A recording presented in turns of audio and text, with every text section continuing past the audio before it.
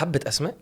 انا هقول الاسم. انا بقى بخاف من انا عارف انا خوفني بقى من الاسئله السؤال هطلع والله عارف انا لكن الاسماء دي لا على فكره احنا يمكن حاطين اسماء في اللطيف جدا يعني اعتقد كلهم هيبقوا كويسين بالنسبه لي. ماشي حبيبي قول. تمام هنقول الاسم هتديني وصف جمله كلمه حابه تتكلمي شويه مفيش مشكله. تمام نبدا.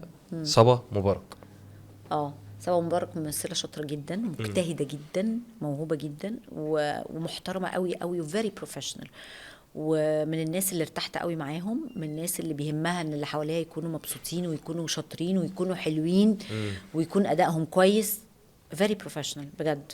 انجي المقدم حبيبتي وصاحبتي وبنت جدعة ونظيفة وقلبها طيب وأصيلة قوي وموهبة طبعا وشطورة وممثلة. يعني أنا بتكلم أنا ليه بتكلم على إنجي بالطريقة دي لأن أنا إنجي صاحبتي فلكن ده ما يقلش إنها ممثلة شاطرة جدا لكن أنا بتكلم على إنجي الإنسانة يعني. تمام. شريف منير انا بحبه قوي وعايزه اقول له ان هو وحشني جدا ونفسي قوي قوي اشوفه كتير على الشاشه ونفسي قوي اشوفه بيشتغل كتير لان هو طاقه كبيره قوي ولون مختلف خالص ممثل شاطر قوي ودمه خفيف زي العسل وقريب من كل الناس وفيري كاريزماتيك. فانا يصعب عليا ان شريف يبقى انا مش شايفاه كتير وحشني. هيثم احمد زكي يعني حبيبي مش عارفه اقول له ايه. هيثم كانت حياته قاسيه جدا وهو يعني ربنا يرحمه بجد. انا ما اعرفش يعني هو انا حاسه انه هو سبحان الله كده ربنا ريحه لان كانت حياته صعبه. اللي ما يعرفوش كويس يعني ما يعرفش انه فاكر انه هو ابن احمد زكي ومش لا كانت حياته قاسيه جدا من هو صغير لغايه اخر يوم في عمره. كان وحيد جدا وكانت حياته صعبه وكان مظلوم كتير وشال حمل فوق حمله ومع انه كان موهوب جدا جدا بس ما خدش الفرصه. لو كان ربنا اداله عمر شويه كان يمكن بقى في حته تانية دلوقتي. طيب شيري عادل الوصفه السحريه شيري عادل ممثله لذيذه قوي دمها خفيف وشطوره واحنا اشتغلنا مع بعض الوصفه السحريه فتره طويله يعني قعدنا 6 شهور نصور مع بعض.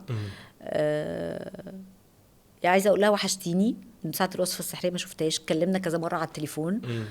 والدتها كانت تعبانه شويه فكلمتها كده يعني لكن انا بقالي كتير قوي مش بقول كان يمكن نعمل لها على فكره كنت بسمع ان يمكن نعمل كويس انك فكرتني.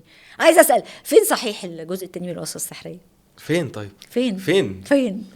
ضحكوا عليا وقالوا لي يعملوا جزء تاني يعني في كلام كان في كلام على جزء تاني مش وتر حساس. الوتر حساس من الوصفه السحريه كان في كلام ساعتها بس ما اعرفش ويجي منه جزء تاني ده يجي منه اجزاء والله. خلي بالك الوصفه السحريه ده قماشها طويله عريضه قصص البيوت ما بتخلصش طبعا يا ريت يبقى في احنا محتاجين حاجه باللون الخفيف اللذيذ. طيب حاجه لمامتك بقى تقولي لها ايه؟ ست جابي اكيد اسمها جابي.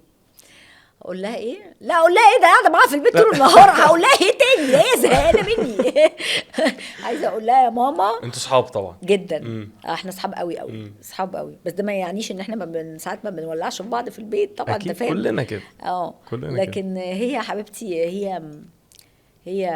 هي مصدر احساسي بالامان وهي هقول لك ايه هي السكن بتاعي يعني فاهم. ماما طالما ماما موجوده فاحنا تمام.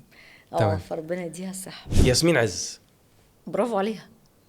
طبعا بغض النظر عن اتفقت او اختلفت مع لا انا بسأل برافو عليها او برافو على اللي فكر يعمل يعني يوديها في الحته دي. يعني حتى لو دي مش وجهه نظرها او مش افكارها او ما كانتش رسمه لنفسها الحته دي فبرافو عليها او برافو على اللي حطها على التراك ده لان هي بقت ترند.